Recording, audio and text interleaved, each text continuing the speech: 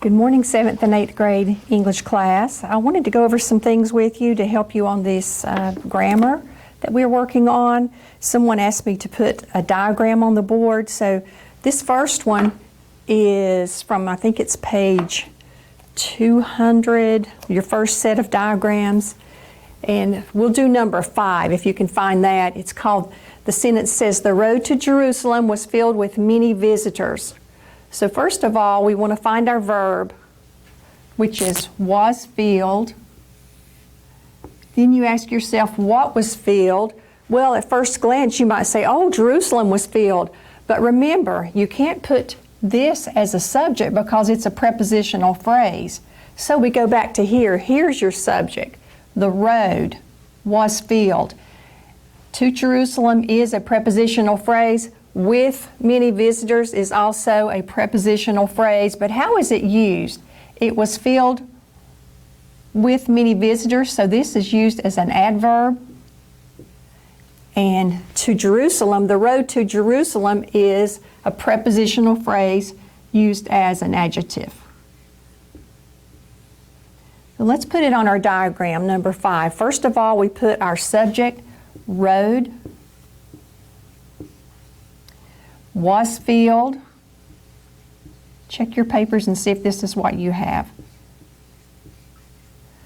Okay, to Jerusalem. Let's put our preposition here. Jerusalem hangs underneath it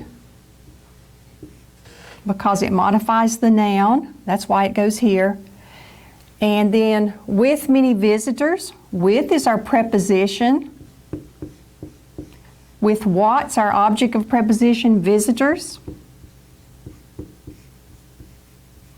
How many visitors? Many. So this is an adjective.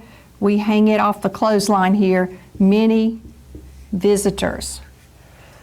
So there's number 5 done for you. And then let's go to page 205. 205 is maybe a little bit more advanced sentence. It says, if you want a good grade, comma, you must earn it. So first of all, you want to say, what is my main sentence? Is it this one, if you want a good grade? No, this is depending on our main sentence, which is way over here. You must earn it. Let's put our subject pronoun you here. You, and here's our verb, have your cross here, must earn. Earn what? Earn it. This is your direct object. Now, the word that joins these two, this phrase or this clause with this clause is the word, the signal word, if. So you get to put it right here on the dotted line. We'll make it a capital since it's the first word of the sentence. If, and then your subject again is you. Want what? Grade. So there is your direct object. What kind of grade? A grade and a good grade. If you want a good grade, you must earn it. Remember, this is your dependent clause and this is your main clause. That's from page 205. Maybe that will help you some with your diagrams. Let's go back now and check over some of your work. It's a little bit, had a lot of things you had to do on page. Let's go to page 202. 202, part C. Underline each participial, gerund, and infinitive phrase. Circle each prepositional phrase. Remember, prepositional phrases can be within one of the other phrases. Label the use of each phrase. Noun, adjective, or adverb. So that's a lot of things to do in these sentences. Let's try number 1 together. Reigning for only 9 days, comma, Lady Jane Grey had the shortest reign of any English monarch. Okay, you should underline reigning for only 9 days. And over the word reigning, that is adjective. Adjective. How long did she reign? For only 9 days. Circle that. That's a prepositional phrase, but how is it used? As an adverb. So you have reigning For only 9 days, underline, circle the little part for only 9 days is an adverb. And then way at the end of the sentence, you see another prepositional phrase. What is it?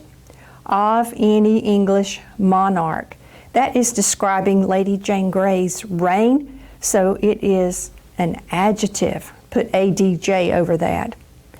Let's look at number 2. Manipulated by those around her, Lady Jane had been tricked into accepting the crown.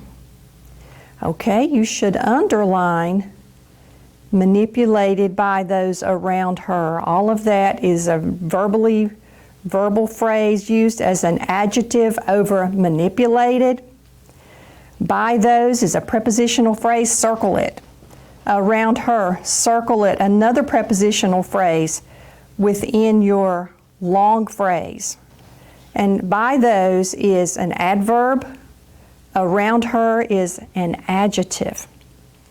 And then at the end of the sentence, another prepositional phrase into accepting the crown.